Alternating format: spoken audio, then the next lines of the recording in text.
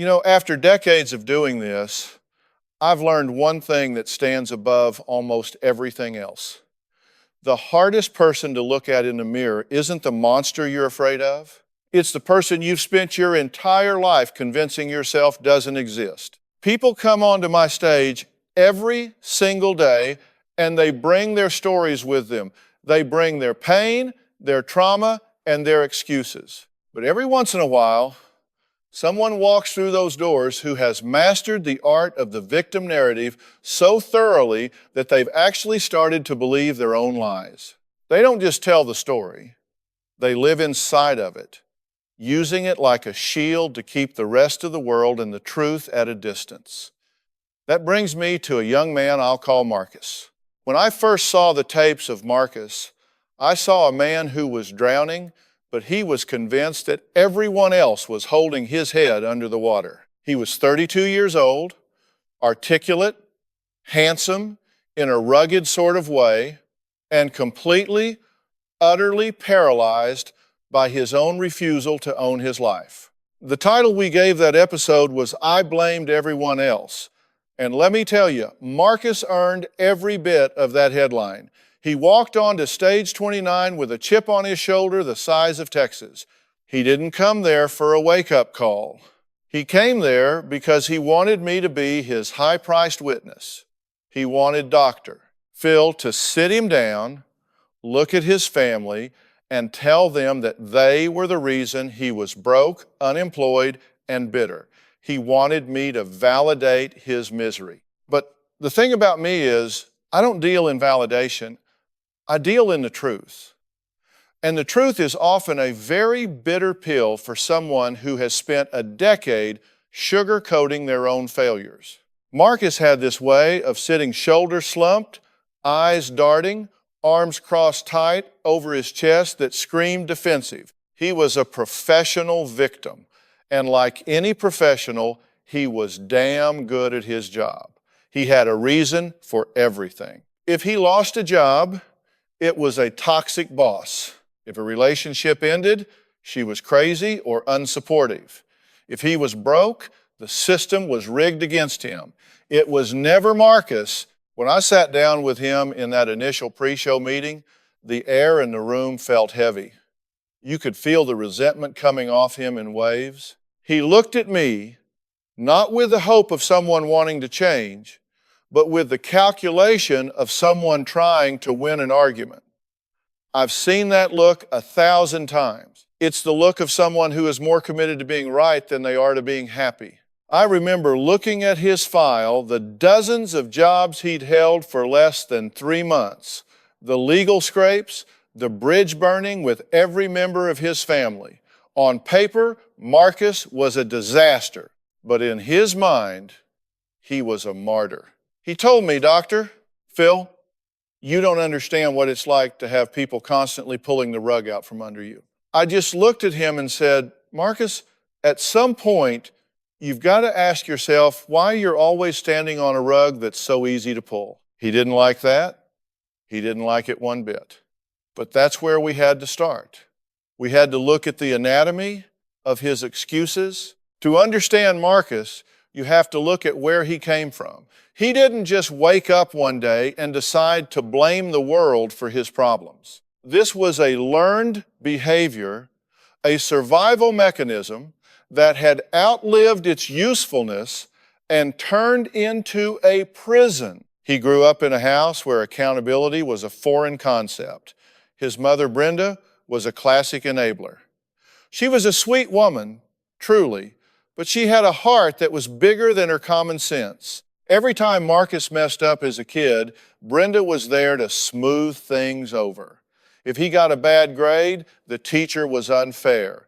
If he got kicked off the football team, the coach had a personal vendetta. Marcus learned very early on that if he complained loud enough and played the victim well enough, someone would step in and save him from the consequences of his own actions. He was taught that he was special and that the world owed him a smooth path. When the world didn't deliver that smooth path, he didn't have the tools to navigate the bumps.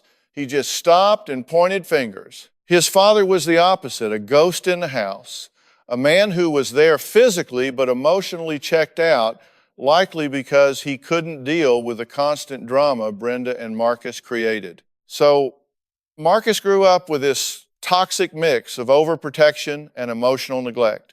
He was told he was a king, but he was never given the skills to build a kingdom. By the time he hit his 20s, the pattern was set in stone. He'd get a job, feel disrespected by a supervisor's critique, and quit in a huff, expecting his mother to pay his rent while he found himself. This went on for 10 years. 10 years of finding himself while everyone else did the heavy lifting. By the time he reached my stage, his siblings were done with him, his father was disgusted. And even Brenda, his biggest champion, was starting to buckle under the weight of his constant demands and his even more constant anger. The escalation of Marcus's situation was like watching a slow-motion train wreck. It wasn't one big event. It was the accumulation of 1,000 small betrayals of himself. He had recently been fired from a sales job, a job his brother-in-law had gone out on a limb to get him. Marcus claimed he was fired because he was too good and the other salesmen were jealous. The reality, according to the HR reports I read, was that he showed up late, argued with customers, and spent half his time on his phone. When he got fired, he didn't apologize to his brother-in-law. He didn't try to make it right. Instead, he went on a social media tirade, trashing the company and anyone associated with it. This caused a massive rift in the family. His sister stopped speaking to him. His brother-in-law threatened to sue him for defamation. And Marcus? He sat in his mother's basement, fuming about how unlucky he was to have such an unsupportive family. That was the entry point for the show. His family reached out because they were terrified that Marcus was going to end up homeless or in jail, and they were equally terrified that Brenda was going to go bankrupt trying to keep him afloat. The tension in the family had reached a boiling point where physical altercations were starting to happen. Marcus had punched a hole in his mother's wall because she'd asked him to help with the grocery bill. He wasn't just a victim anymore. He was becoming a bully. But in his mind, that punch wasn't his fault either. It was her fault for disrespecting him while he was already down. This is what I call the circular logic of the narcissist. Everything is a reaction to someone else's perceived slight. He wasn't the aggressor, he was just defending his dignity. It's a dangerous way to live, and it's an even more dangerous way to treat the people who love you. When Elena, Marcus's sister, called our producers, she wasn't just angry, she was mourning. She felt like she had already lost her brother to a ghost, a version of himself that didn't really exist. She told us, "Doctor, Phil, I feel like I'm watching my mother die a little bit every day because she's carrying Marcus on her back and he's digging his spurs in." That's a powerful image, isn't it? A son digging his spurs into the mother who's carrying him. Elena was the golden child, the one who went to college, got the corporate job, and started a family. To Marcus, her success wasn't an inspiration, it was a personal insult. He looked at her life and didn't see hard work. He saw luck or favoritism. He convinced himself that their parents had given her more, even though the record showed Brenda had spent 5 times more money on Marcus's legal fees and bail than she ever spent on Elena's tuition. The escalation reached a breaking point during a Sunday dinner that was supposed to be a celebration of their father's retirement. Imagine the scene, a family gathered around a table trying to honor a man who had worked 40 years in a factory. And there sits Marcus, silent, brooding, looking like he'd rather be anywhere else. When his father made a comment about how Marcus might want to look into a local trade school, the lid blew off the pressure cooker. Marcus didn't just argue, he detonated. He accused his father of rubbing his success in his face. He called his sister a stuck-up sellout. When Brenda tried to calm him down, he stood up, flipped the chair, and screamed that they were all against him before storming out and kicking a dent into his father's truck. That was the moment Elena said, "Enough." She realized that by protecting Marcus from the truth, they were actually subsidizing his destruction. I watched the security footage from our studio's green room before we started taping. Marcus was pacing like a caged tiger. He was complaining to the producers about the vibe of the room, the quality of the water, the fact that he had to wait. He was trying to exert control because deep down, he knew he was about to lose it. He was a man who lived in a house of cards, and he could feel the wind picking up. When I finally walked out onto that stage and sat across from him, the tension was thick enough to cut with a knife. Brenda was sitting to my left, looking small and fragile. Elena and her husband were to my right, looking like they were ready for a fight. Marcus sat in the middle, staring straight ahead, refusing to make eye contact with any of them. He was an island, but he was a miserable one. I started the way I always do, by letting him talk. I wanted to hear his truth. And for 15 minutes, it was a masterclass in deflection. He talked about unfortunate circumstances, misunderstandings, and people not seeing his potential. He used a lot of if and but statements. I would have stayed at that job, but the manager had it out for me. I wouldn't have lost my temper if my sister wasn't always judging me. It was like listening to a broken record of excuses. I sat there just listening, watching his body language. He wasn't looking at me. He was looking at the audience, trying to see if they were buying what he was selling. He was performing. He wasn't there to heal. He was there to win the PR war for his own ego. Finally, I leaned in. I said, Marcus, let's talk about the who in this room. You've spent 20 minutes telling me about them. You've talked about your boss, your sister, your mom, the economy, and the legal system, but I haven't heard much about Marcus. Tell me, what is your contribution to your current situation? He blinked, clearly thrown. He tried to pivot back to his sister's attitude, but I stopped him. I said, no, we aren't talking about Elena. She isn't the one living in her mother's basement at 32. She isn't the one with a rap sheet for disorderly conduct.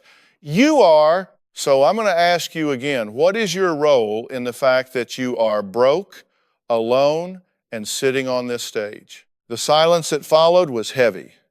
Marcus's face started to turn a deep, mottled red. That's the tell. That's the moment. The ego feels the first crack in the armor. He didn't have an answer. So he did what he always did. He attacked. He told me I didn't know his life, that I was just another rich guy who didn't understand the struggle. He tried to make it about class, about society, about anything other than his own choices. I let him rant for a minute, and then I pulled out the internal versus external locus of control concept. I explained to him that people with an external locus of control believe life happens to them. They are victims of the wind. People with an internal locus of control believe they are the ones holding the rudder. I told him, Marcus, you've spent your life pretending you don't have a rudder. But the truth is, you've just been steering the boat into the rocks because it's easier to complain about the wreck than it is to do the hard work of sailing. I turned to Brenda then. I wanted Marcus to see the cost of his behavior. I asked her, Brenda, how much sleep do you lose at night wondering if your son is going to end up in a ditch or a jail cell? She started to cry, not the loud, dramatic kind of crying, but the quiet, shoulder-shaking kind that comes from years of suppressed exhaustion. She said, I don't sleep, Dr. Phil. I lie awake listening to him pace upstairs. I'm afraid to ask him for the rent money he owes me because I don't want to start a fight. I'm 70 years old and I'm working 2 jobs because he can't keep one. I looked back at Marcus. I expected to see a flicker of remorse. Instead, I saw a sneer. He actually rolled his eyes and mumbled, here we go with the guilt trip. That was the moment I knew we had to go deeper. We weren't dealing with a simple case of failure to launch. We were dealing with a profound lack of empathy, a narcissistic shell that had become so thick it was suffocating his soul. I realized then that Marcus didn't just blame others because it was convenient. He did it because the alternative, the realization of what he had done to his mother, was too painful for him to bear. His victimhood was a defense mechanism against the crushing weight of his own guilt. If he was the victim, then he didn't have to feel bad about what he was doing to Brenda. If the world was unfair to him, then he was justified in being unfair back. This is the point where most people would give up on a guy like Marcus. They'd call him a lost cause or a narcissist and walk away. But I've always believed that even the thickest armor has a seam. You just have to find the right tool to pry it open. For Marcus, that tool wasn't going to be kindness. He'd had 32 years of kindness from Brenda, and it had only made him worse. It wasn't going to be logic, because he'd become an expert at twisting logic into pretzels. It had to be a total, undeniable confrontation with his own insignificance. He had built this grand narrative of being a persecuted hero, and I needed to show him that he wasn't a hero, and he wasn't even a very interesting villain. He was just a man who was wasting his life. I decided to shift the focus to his legacy. I asked him, Marcus, if you were to die today, what would people say at your funeral? Not what you wish they would say, but what would actually be said. He tried to deflect again, saying people would say he was misunderstood. I didn't let him off the hook. I said, no, they would say you were a burden. They would say you were a source of constant stress and fear. They would say they feel a sense of relief that the drama is finally over. Is that the king you think you are? Is that the man you want to be? Marcus didn't answer me at first. He just sat there, tapping his foot, his jaw set so tight I thought he might crack a tooth. He looked at the ceiling, he looked at his shoes, he looked everywhere but at his mother's tear-streaked face. That's a classic avoidance tactic. If you don't look at the wreckage you've caused, you can pretend the storm never happened. I've seen it 1,000 times with addicts, with abusers, and with people like Marcus who are addicted to their own ego. He finally let out this long, theatrical sigh and said, it's just easy for everyone to pile on when I'm down. This is exactly what I expected. It's a kangaroo court. He was trying to invalidate the entire process because he couldn't handle the content of the conversation. I told him right then, Marcus, the only person who has put you in this court is you. You're not a victim of this family. You're a volunteer for this misery. You choose this every single morning when you wake up and decide that the world owes you a living just for breathing. I wanted to dig into the psychology of his secondary gain. People don't do things that don't work for them. Even bad behavior serves a purpose. For Marcus, the gain was simple. As long as he was the victim, he was exempt from the requirements of being an adult. If he was too depressed to work, he didn't have to face the possibility of failing at a job. If his family was toxic, he didn't have to listen to their valid criticisms. He had traded his dignity for a rent-free room and a lack of expectations. It's a hell of a price to pay, but for someone terrified of their own insignificance, it's a bargain. I asked him, what are you afraid would happen if you actually took responsibility? If you admitted that you've been lazy, entitled, and mean, what happens then? He looked at me, and for the first time, I saw a flicker of real fear in his eyes. He said, then I've wasted 10 years for nothing. I nodded and said, exactly. And if you don't change today, tomorrow you'll have wasted 10 years and 1 day. How much more of your life are you willing to burn just to prove that you're right and everyone else is wrong? We moved the conversation to his work history. I had a list of 14 jobs he'd held in the last 5 years. I went through them one by one. Retail, warehouse work, sales, delivery, every single one ended in a conflict. I asked him to explain the pattern. He started telling me about a manager at a hardware store who had it out for him because Marcus suggested a better way to organize the inventory. I looked at the notes from that employer. They said Marcus was let go because he refused to follow safety protocols and told a customer to get a life when they asked for help. I confronted him with that, and he didn't even blink. He said, the customer was being a jerk. I'm not going to let someone talk down to me. I told him, Marcus, you're in the service industry. Your job is to be talked to. If you want to be the boss, you have to earn the right to lead, and you haven't even earned the right to follow. That's when Elena chimed in. She was shaking, her voice trembling with a decade's worth of pent-up frustration. She told a story about how 3 years ago, Marcus had borrowed her car while hers was in the shop. He'd crashed it into a light pole while driving distracted. He didn't have insurance, and he didn't have the money to fix it. Instead of apologizing, he'd told her she shouldn't have offered the car if she wasn't prepared for accidents to happen. He'd actually blamed her for the financial loss she suffered because she'd been naive enough to trust him. Listening to her tell that story, you could see the cruelty in Marcus's logic. He didn't just avoid blame, he weaponized it. He used his mistakes as a way to punish the people who tried to help him. It was a form of emotional terrorism. I turned back to Brenda, his mother. I needed to address the innate enabler in chief. I told her, Brenda, you think you're being a good mother. You think you're protecting your son from a cold, hard world.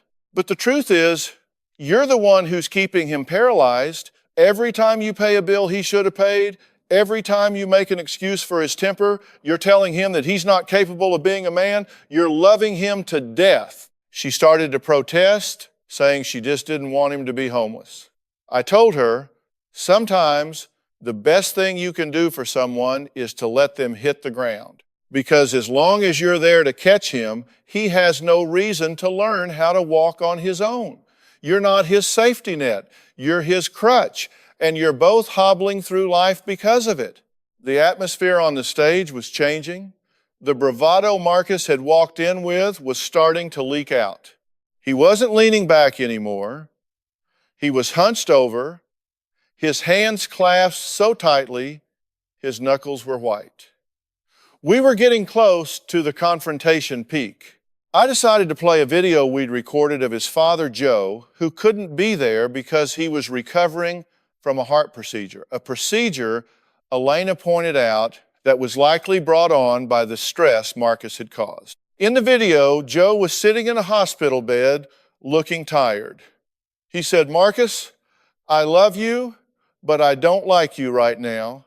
I've spent my life working so you could have things I never had, and all I see is you throwing it back in our faces. I'm tired, son. I'm just so tired. When the video ended, the studio was dead silent. I let that silence sit there. Silence is a powerful tool. People feel the need to fill it, and usually when they're under pressure, the truth starts to leak out. Marcus didn't look at the screen. He didn't look at his mom. He just stared at the floor. I said, your father is in a hospital bed, and his primary emotion when he thinks of his only son isn't pride. It isn't even anger anymore. It's exhaustion. He's given up on you, Marcus. He's mourning a son who is still alive. How does that sit with you? Marcus's lips started to quiver. He tried to say something about how his dad never understood him, but the words got stuck in his throat. The victim mask was finally starting to slip. And what was underneath wasn't a monster, it was a scared, small boy who realized he was totally and completely alone in a mess of his own making. I leaned forward, lowering my voice. I wanted him to hear me, not just listen to me. I said, you've spent years building this fortress of excuses. You've convinced yourself that you're the smartest person in every room and that if things aren't going your way, it's because the world is rigged. But look around this stage. Marcus, the only thing that's rigged is your own mind. You've rigged it to fail so you never have to try. You've rigged it to stay angry so you never have to feel the pain of your own disappointment. You're not a victim of your family, your bosses, or the economy. You're a victim of your own cowardice. That word cowardice hit him like a physical blow. He flinched. He'd been called many things, but coward hit a nerve that jerk or failure never could. Because Marcus prided himself on being tough and uncompromising. To be called a coward by a man he begrudgingly respected was a direct hit to the core of his identity. Marcus sat there, and for a long, agonizing minute, he didn't say a word. I could see the gears turning behind his eyes. He wanted to lash out. He wanted to tell me I was out of line, that I didn't have the right to call him that. But for the first time in his life, he didn't have an audience that was buying his act. His mother was looking at him with a mix of pity and exhaustion. His sister was looking at him with a cold, hard clarity. And the audience, the people he'd been performing for all morning, were silent, waiting to see if he'd finally stop the charade. He looked down at his hands, and I saw a single tear hit his jeans. It wasn't the poor me tear he'd used 1,000 times to get his mother to open her wallet. This was a heavy, leaden tear. It was the sound of a wall finally starting to crumble. I leaned back and said, "It hurts, doesn't it? It hurts to realize that you've been the villain in your own story while you were busy trying to play the hero. You've been a coward, Marcus, because you've been afraid to be average.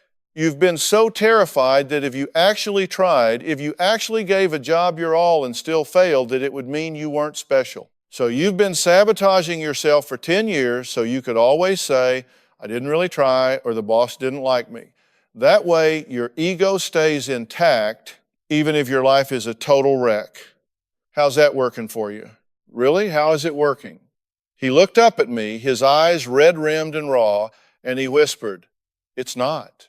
It's not working at all. I'm miserable, Dr. Phil. I'm so miserable I can't even look at myself in the mirror." That was the breakthrough. That was the moment the professional victim retired. Once he admitted his misery wasn't someone else's fault, we could actually start doing the work. I turned to Elena and Brenda. I told them, he's just admitted he's a fraud. Now, we have to decide what happens next. Because if you go home and let him back into that basement, if you keep making his sandwiches and paying his cell phone bill, you are just as responsible for his failure as he is. You're loving him into an early grave. I looked Brenda right in the eye. I said, you have to close the bank of mom. You have to change the locks. Not because you hate him, but because you love him enough to let him become a man. Brenda's hands were shaking, but she nodded. She said, I can't do it anymore, Marcus. I just can't. I love you, but I'm done being your excuse. The look on Marcus's face was one of pure shock. He'd always assumed his mother was an infinite resource, a bottomless well of forgiveness and cash. Seeing her find her backbone was the final blow to his old way of living. I told him, you're standing at a crossroads. One path leads back to that basement, back to the resentment, and eventually to a very lonely, very bitter end. The other path is steep, it's rocky, and it's going to be the hardest thing you've ever done. It involves getting a job, any job, and keeping it. It involves apologizing to every person on this stage, and then spending the next 5 years proving that apology was real. It involves admitting that you aren't a king, you're just a guy who's behind on his rent. I asked him, are you ready to stop being right and start being real? He took a deep breath, and for the first time since he walked onto that stage, his posture changed. He sat up straight. He didn't look like a victim anymore. He looked like a man who was finally, painfully waking up. He looked at Elena and said, I'm sorry. I'm sorry for the car. I'm sorry for the way I've treated you. You weren't judging me. You were just watching me drown, and I was mad at you for not jumping in with me. It was a start. It wasn't a finished product, but it was a start. We spent the next hour breaking down the accountability plan. This is where the rubber meets the road. It's one thing to have a moment of clarity on national television. It's another thing to wake up on a Tuesday morning and choose not to be a jerk. I told him he was going to go to a transitional living facility, not a rehab, but a place where he'd have to work, pay a small amount of rent, and attend mandatory counseling for his personality disorder and anger issues. No mom, no sister, no excuses. I told him, if you leave that facility, if you quit the job they find for you, you're on your own. Your family has agreed to a no contact rule if you don't follow through. You will be truly, legally, and emotionally alone. I turned to the audience and said, you see what's happening here? We've stripped away the narrative. Marcus has spent years telling a story where he was the protagonist being held back by a cast of supporting characters. Today, he's realized he's been the one writing the script, and the script was a tragedy.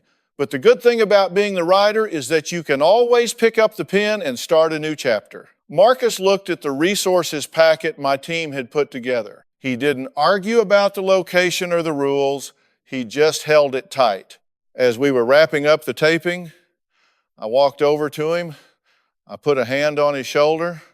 I said, Marcus, you've got a long way to go. You've spent a decade building a bad reputation, and it's going to take more than a decade to build a good one. People are going to doubt you. Your sister is going to be suspicious of you for a long time. Your dad is going to need to see years of consistency before he trusts you again. Don't get mad at them for that. That's not hatred. That's the consequence of your actions. You've got to earn your way back into this family's heart one day at a time. He nodded, and for the first time, he looked me in the eye without blinking. He said, I know, Doctor. Phil. I finally know. After the camera stopped rolling, I stayed on stage for a bit with Brenda. She was crying again, but these were different tears. She told me, I feel like I can finally breathe. I've been holding my breath for 10 years. I told her, you just have to keep exhaling, Brenda. Don't let him pull you back in. His struggle is his gift. If you take it away from him, you're stealing his chance to be a man. That's the hardest part for parents watching their children struggle. But struggle is the only thing that builds muscle. Marcus had been emotionally flabby for 32 years because he'd never had to lift his own weight. It was time for him to get in the gym of life. The follow-up with Marcus was one of the more interesting ones my team has ever done. Usually guys like him white-knuckle it for a month and then disappear back into their old habits. But something about that word coward had really stuck in his craw. 6 months later, we got an update. He was still at the facility. He was working at a warehouse.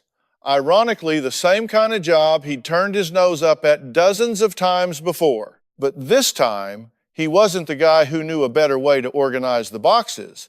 He was the guy who showed up 10 minutes early and stayed 10 minutes late. He'd started paying his mother back $50 at a time. It wasn't much, but to Brenda, those $50 checks were worth more than $1 million lottery ticket. They were proof that her son was finally coming home to himself. You see, the truth is, change doesn't usually happen in a flash of lightning on a television stage.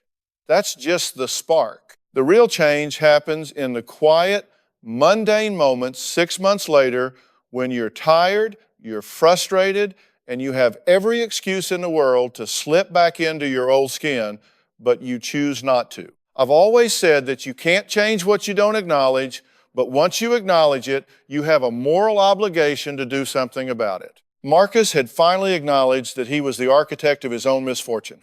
But building a new life is a lot harder than tearing an old one down. It requires a level of grit that Marcus had spent 32 years avoiding. I remember a phone call I got from my producers about a year after that episode aired. They had stayed in touch with Elena, who had become the unofficial gatekeeper of the family's peace.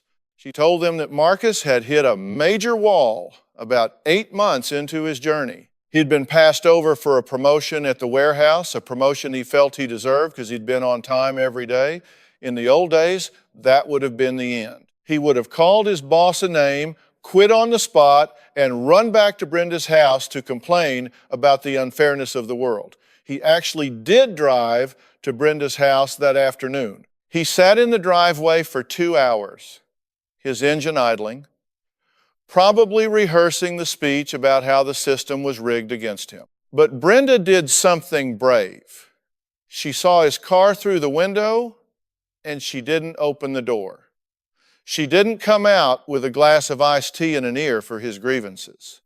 She stayed inside. She told us later that it was the hardest 2 hours of her life. She wanted to go out there and fix it for him. But she remembered what we talked about on that stage, that every time she fixed it, she was breaking him. Eventually, Marcus put the car in reverse and drove back to his apartment. The next morning, he showed up at the warehouse at 6 a.m., just like he was supposed to. He didn't complain, he just worked. That, to me, is a bigger victory than anything that happens under the studio lights. That's the moment a man is born. We often talk about the burden of potential. Marcus was a guy who had been told he was gifted his whole life, and he used that as a reason to never test himself. He was so afraid of being average that he chose to be a failure instead, because failure felt more dramatic, more significant. By accepting an average job and a quiet life, he was actually doing the most extraordinary thing he'd ever done. He was being humble. He stopped looking for the big break and started looking for the right thing. He stopped trying to be the smartest guy in the room and started being the guy who actually got the job done. Elena and Marcus eventually started having Sunday dinners again, but with new rules. There was no talk of money. There was no talk of the past. They focused on the here and now. It took a long time for the eggshell feeling to go away, that feeling where everyone is just waiting for the person to explode. But as Marcus's track record of consistency grew, the tension began to melt. His father, Joe, eventually invited him over to help work on that truck Marcus had dented a year prior. They didn't have a big emotional talk about it. They just worked on the engine together. Sometimes for men, that's the most profound apology there is, just standing side by side, fixing something that's broken. I think about Marcus often when I see people stuck in the victim cycle. It's such an easy trap to fall into because it feels so righteous. It feels good to be the one who's been wronged. It gives you a sense of moral superiority that you don't have to earn, but it's a hollow victory.